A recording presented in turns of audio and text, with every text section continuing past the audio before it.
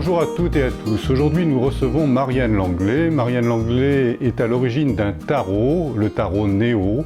C'est un tarot qui lui a été transmis par l'océan Pacifique lors d'un de ses voyages à Tahiti. Bonjour Marianne, avant de commencer, pourrais-tu te présenter ?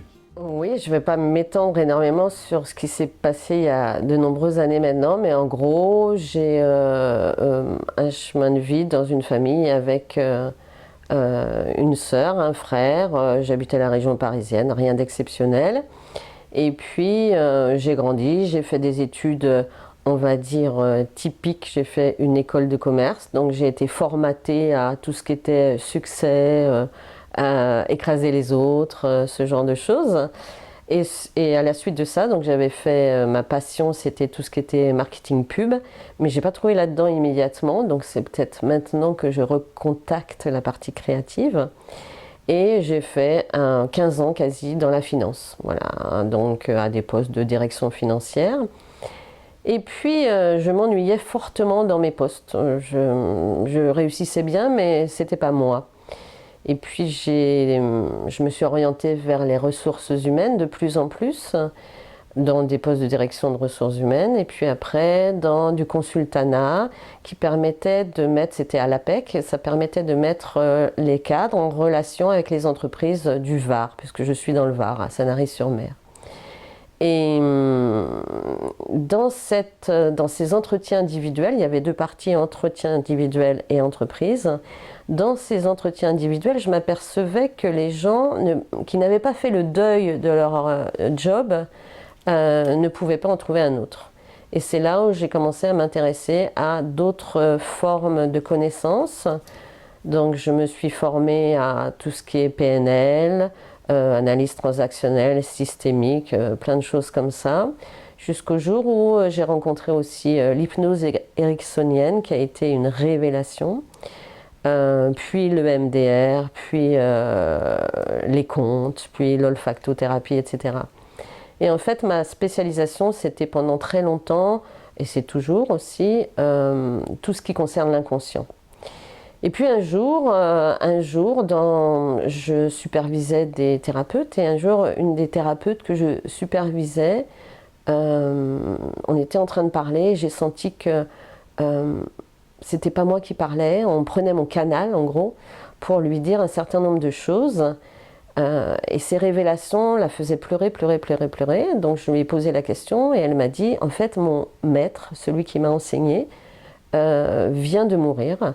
Et je canalisais sans le savoir à l'époque tous les messages de ce maître qui lui proposait de continuer à travailler avec le cristal en thérapie et simplement de se brancher à une très haute énergie qui était celle de Marie avant d'utiliser le cristal. Et son message était: moi, je l'ai mal utilisé, c'est pour ça que je vous ai demandé d'arrêter d'utiliser le cristal. Et à partir de là, ça n'a plus de cesse, c'est-à-dire que j'étais la parole, la voix d'autres énergies pour résoudre, on va dire, certains problèmes. Et quand je suis allée à Tahiti, c'est ce qui s'est passé en réalité. J'ai canalisé mes sous l'eau, donc j'avais accès à de nombreuses informations au niveau j'allais dire, du monde de la terre et de l'air.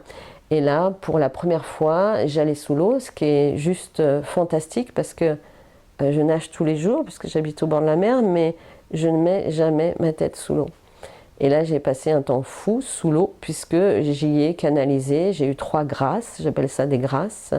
Et c'est ces grâces qui, quelques mois après, j'ai reçu un message en me demandant de créer ce tarot de l'océan. Voilà. Alors tes capacités de canal, de médium, tu en as pris conscience quand ?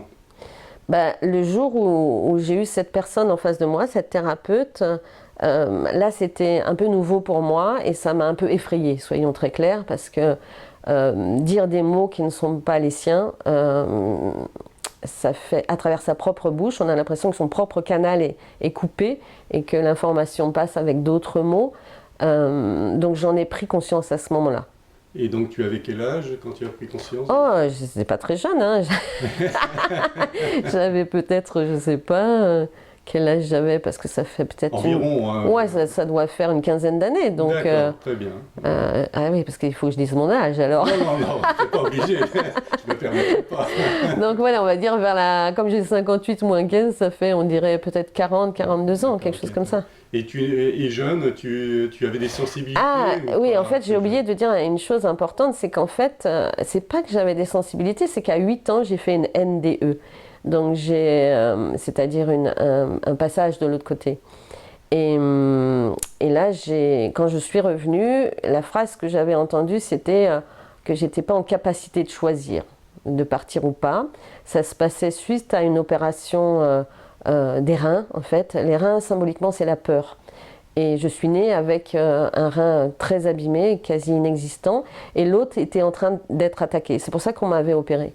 Et en fait, je suis montée à une température très importante. J'ai dépassé les 42 et c'est là où ça s'est passé. Et en fait, ce qui est important à savoir dans cette histoire, c'est que ma difficulté après, ça a été d'accepter mon incarnation. C'est-à-dire que j'avais vraiment le désir de recontacter. Dès qu'il y avait une difficulté, je voyais le fait de partir comme une solution. Donc, je n'étais pas totalement incarnée non plus. J'ai travaillé pendant de nombreuses années pour accepter cette incarnation. Et donc, cette incarnation, pourtant, tu l'as symbolisée d'un point de vue de l'extérieur. Donc, études de commerce, cadre dynamique, vie dans l'opulence, vie de famille traditionnelle bourgeoise. Oui, alors c'était en effet, j'étais formatée à ça. Donc, j'avais la panoplie de la cadre dynamique. J'avais même le Mont Blanc, pour te dire, c'était vraiment très drôle. Et oui, j'avais été formatée à ça, mais ce qui était très intéressant, et je pense que c'est la voie du changement, c'est qu'à l'intérieur de moi, je m'ennuyais. Ça se manifestait comme ça. Comme on dit dans le conte réponse, pour se désennuyer. Mais moi, c'était ça. J'avais quelque chose qui me poussait à l'intérieur.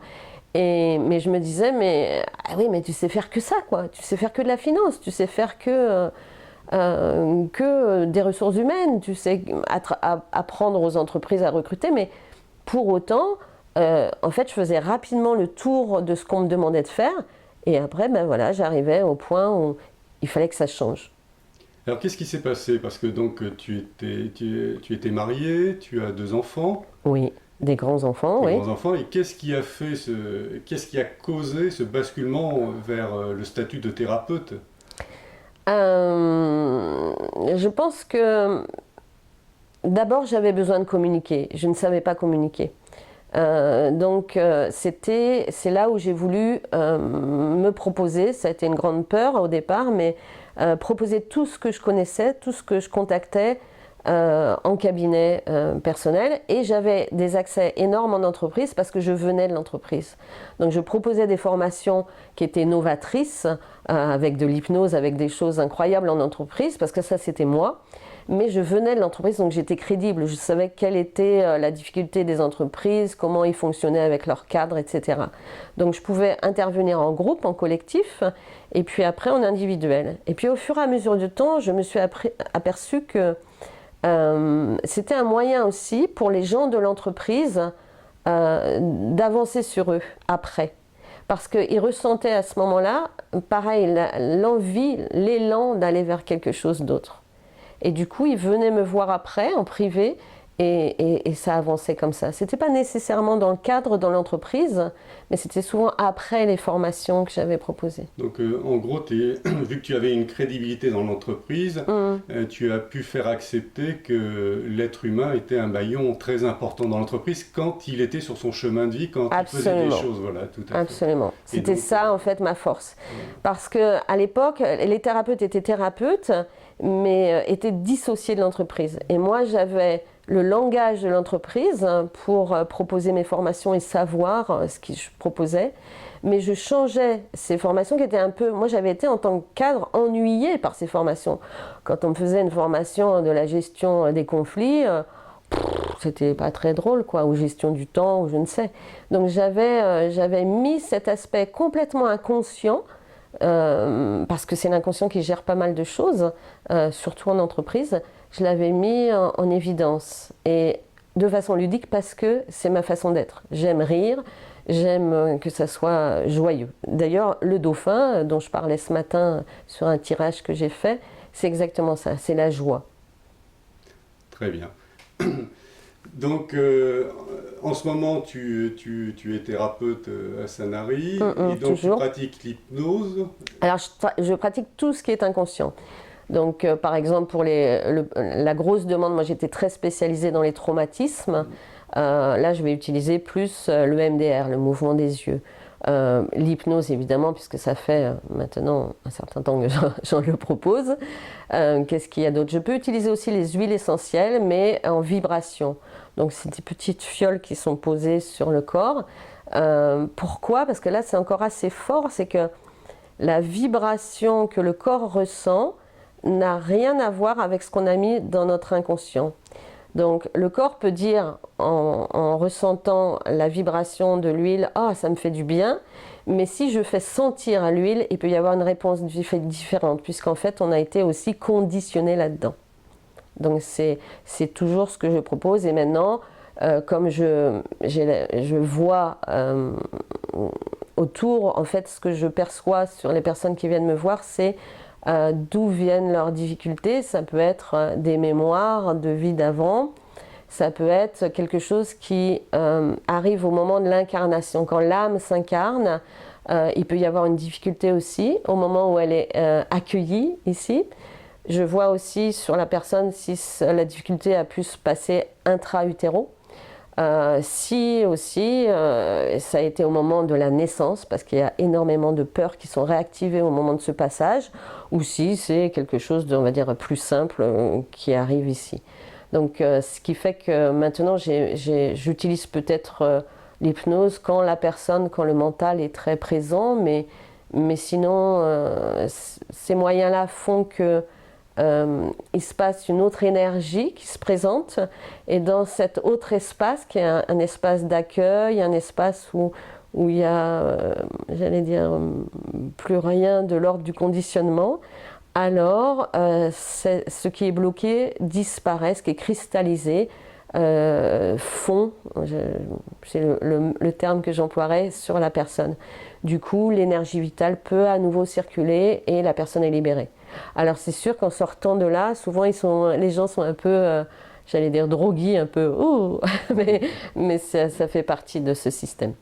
Très bien. Est-ce que tu as des choses encore à rajouter pour ta présentation Peut-être que depuis un certain temps, donc je suis une voie, ce qu'on appelle d'éveil, donc j'ai la chance de pouvoir rencontrer des gens qui en sont réalisés.